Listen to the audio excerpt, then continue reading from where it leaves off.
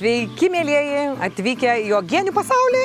Taip, iš tikrųjų, mano uogienių virimas yra atostogos, nes dabar yra tas metas, kai uogų yra visur apsčiai. Taigi imkim, griebkim ir pasiruoškime žiemai, nes uogienių virimas nebūtinai turi būti kažkoks tai sudėtingas, sunkus ir ilgo darbo, triūso ir didelių puodų reikalaujantis darbas. Uogienių virimas yra paprastas, lengvas, greitas malonumas. Tai aš dabar ir pradėsiu, nusimsiu savo gražiąją skrybelę, kad ji man neužgoštų vaizdo į uogas.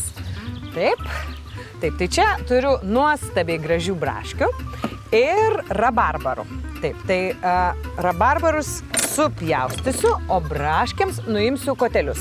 Taip, tai aš dabar 600 gramų braškių tiesiog supjaustau gražiai ketvirtukais. 1, 2, 3 braškės paruoštos. Na, dabar imsiuosi rabarbarų. Braškės ir rabarbarai yra nuostabiausias derinys, kokį tik tai galima sugalvoti. Taip, tai iš viso aš stengsiuosi, kad tos pagrindinės masės būtų 1 kilogramas. Tai galima būtų virti iš kilogramo braškių, jeigu rabarbarų jau nebėra ar neturite iš kur jų gauti. Tada tiesiog į braškes įspauskime 2 citrinų sultis. Štai visai nemenkas pundelis rabarbarų. Ir čia turėtų būti jų apie 400 gramų. Rabarbarų odelė yra tikrai kieta ir tampri, tai jinai nespėja suvirti, todėl reikia ją nulupti. O kai nulupti rabarbarai, tai labai gražiai suverda minkštai. Na, dabar rabarbarus tiesiog smulkiai supjaustysiu.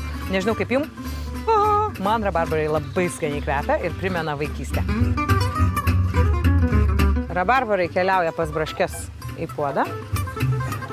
Ir dėmesio, aš dabar čia nepilsiu jokio vandens, nieko, todėl kad iš tikrųjų ir rabarbarai, ir braškės turi savyje pakankamai užtektinai drėgmės. Ir dabar, maždaug tiesiog reikia palaukti, kol kaitra pradės daryti savo darbą ir rabarbarai, ir braškės truputėlį pasileis. Tai maždaug užtruks kokias 5 minutės.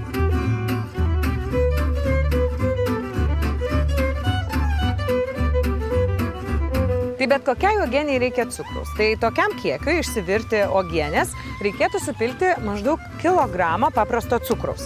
Bet aš šiandien naudosiu Dansuger cukrų uogienėms, kurio man reikės perpus mažiau, 500 gramų. Taip, tai dabar jį čia pilu po 5 minučių virimo. Na, braškių ir rabarbarų uogienė yra itin kvapni, bet mano nuomonė jai labai tinka ir šiek tiek vanilės aromato. Taigi įdėsiu 2 šaukštelius vanilinio cukraus su tikrais vanilės grūdeliais.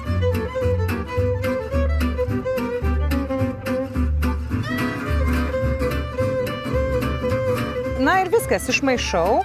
Ir dabar uogienę paliksiu virti, maždaug iki 10 minučių, ne daugiau, ir ji bus paruošta. Verdant uogienę, ypač su tokiamis minkštomis uogomis kaip braškės, kartais gali susidaryti putos. Ir paprastai jos susidaro, kuo intensyviau verdate uogienę. Na, bet ši mano uogienė virė tikrai labai trumpai, bet putų šiek tiek yra, tai kad paskui ant uogienės viršaus nesusidarytų tokie balti gabalėliai, aš tas putas tiesiog nugriebsiu. Va čia visiškai jų nedaug yra. Na va štai toksai iš tikrųjų labai paprastas ir greitas procesas. 1, 2, 3 įpyliai cukrų, palaukai, kol jisai ištirps ir uogienė paruošta. Dabar man tiesiog belieka viską supilstyti į švarius, karštus uogienės indelius. Na be abejo, žinote, kad tik tai paprastai su karštu vandeniu išplauti indelių nepakanka. Reikia juos išplauti itin švariai su, pavyzdžiui, geriamąja soda ir perlieti su beveik verdančiu vandeniu. Taip pat kitas svarbus dalykas yra naudoti naujus nesurūdijusius dangtelius. Šito nepamirškite. Kol uogienė yra karšta, ji yra skista. Tai neišsigąskite, kad ji yra štai tokios konsistencijos. Kai ji atvės visai, tai tada pamatysite, kaip ji iš tiesų puikiai atrodo.